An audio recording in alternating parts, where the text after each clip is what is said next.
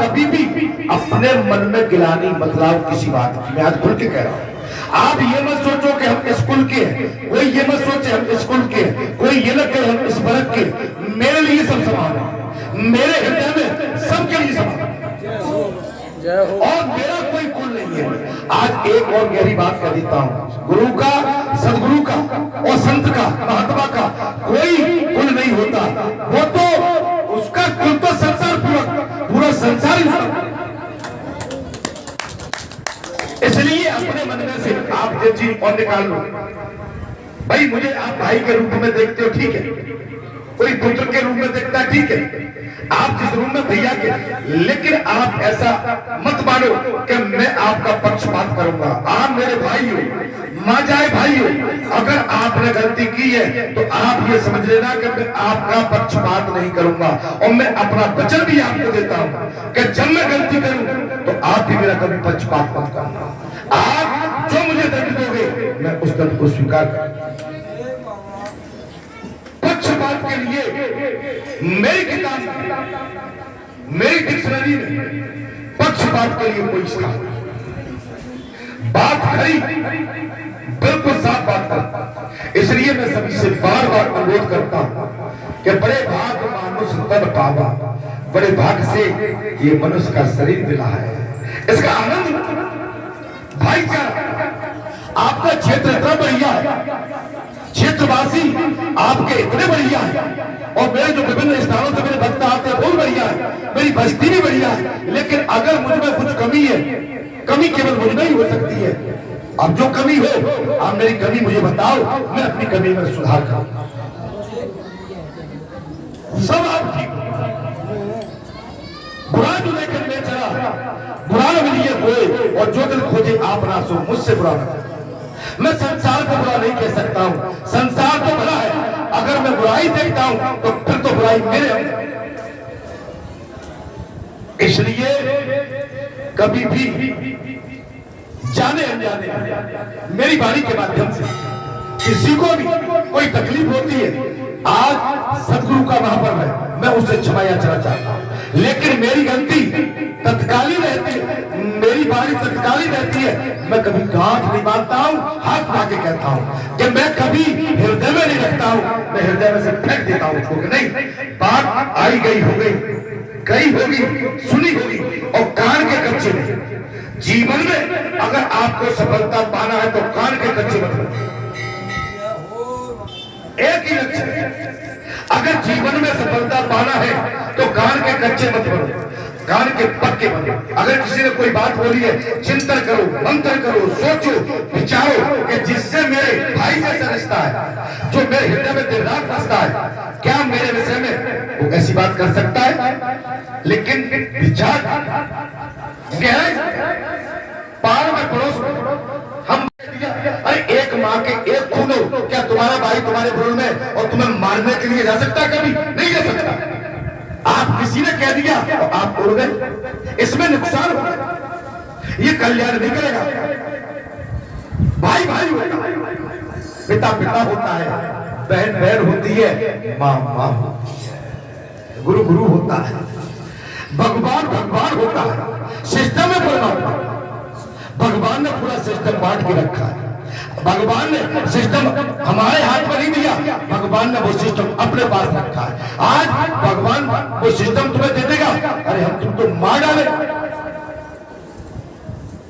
अश्वत्थामा ने ब्रह्मचार्य कहा, ब्रह्मस्त्र उत्तरा के परीक्षित, अंतिम चिराग परीक्षित, पांडवों की अंतिम संतान उत्तरा के गर्भ में अभिमन्यु के पुत्र परीक्षित, और दुष्ट दुशासन ने उत्तरा के गर्भ में भी ब्रह्मास्त्र का प्रयोग कर दिया। उत्तरा ने उसी समय हाथ उठा के कहा, हे वासुदेव, हे चक्रधारी, मेरी रक्षा कीजिए। मेरे गर्भ में पांडवों का अंतिम चिराग बनता है, वंशहीन हो जाएगा, आप आके कृपया करके मेरी रक्षा करें। उसी समय परमात्मा कितने दयालु है, अपने भक्त के लिए, अपनी भक्तनी के लिए अंगूठा के बराबर स्वरूप बना के और उत्तरा के गर्भ में प्रवेश कर दिया। उत्तरा के गर्भ में प्रवेश कर गए और 9 महीने तक उत्तरा के गर्भ में परीक्षित की रक्षा की। इसलिए परमात्मा बड़े दयालु। देखिए द्रौपदी अशुद्ध, लेकिन भगवान सारी मन के लिए पड़ गए। माने ईश्वर हमारे लिए नरक में जाने को तैयार है, और हम सोचते समझते नहीं। आप सब समझदार हो। मैं बारंबार आपको आज के इस महापर्व के लिए, पुण्य पर्व के लिए, सदगुरु का महापर्व, पूर्णिमा का महापर्व और गुरु महापर्व, आप सब बधाई के पात्र हैं। मैं सभी को बारंबार बधाई देता हूं, मंगल कामना करता हूं। परमात्मा की कृपा और गुरु की कृपा सदैव आपके सर पर बनी रहे। आपका मार्ग हमेशा, आपका मार्ग सदैव सरल एवं आनंद जीवन आपका व्यतीत हो। मैं ऐसी सदगुरु से प्रार्थना करता हूं कि आप हमेशा जीवन में हंसते मुस्कुराते रहे, फलते फूलते रहे। आप अपने मार्ग में सटीक चलेंगे और सच्चे मार्ग से जुड़े रहेंगे तो आपके पेट का पानी नहीं हिलेगा, आपको कभी तकलीफ नहीं होगी। आप अगर धर्म के मार्ग से थोड़े से भी टिके तो संसार का मार्ग कठिन है कि आपको पीड़ा देगा। ये संसार का मार्ग कांटों की तरह आपको चुभेगा। कब नहीं चुभेगा? तब आप धर्म के मार्ग पर चलोगे। कारण की देता हूं, आप अनुभव करेंगे, अनुभव करेंगे। मैं आपके लिए आता हूं, मैं आपके लिए रोता हूं, मैं आपके लिए जागता हूं, मैं आपके लिए भी सब कुछ करता हूं। मैं आपके लिए हमेशा अपना पूरा टाइम आपको दे देता हूं। मुझे भी सोना आता है, मुझे भी देर से जागना आता है, मुझे भी सब कुछ खाना पीना अच्छा आता है, मुझे भी एसी में पंखा में बैठना आता है। लेकिन अगर हम ही ये करने लगेंगे तो आप फिर क्या सोचेंगे? बात तब बनती है तब जो नायक है वो मिट्टी में मिले, मिट्टी में ना मिले, शरीर से पसीना बहाए और स्वयं परिश्रम करे। लेकिन परिश्रम की मैं आपको शिक्षा देता रहा हूं, परिश्रम करो, परिश्रम करो। लेकिन जो कहने वाला नायक है वो परिश्रम करेगा, उसके शरीर से पसीना टपकेगा तो फिर सेवादार अपने आप उस सेवा में लग जाएगा। अब देखो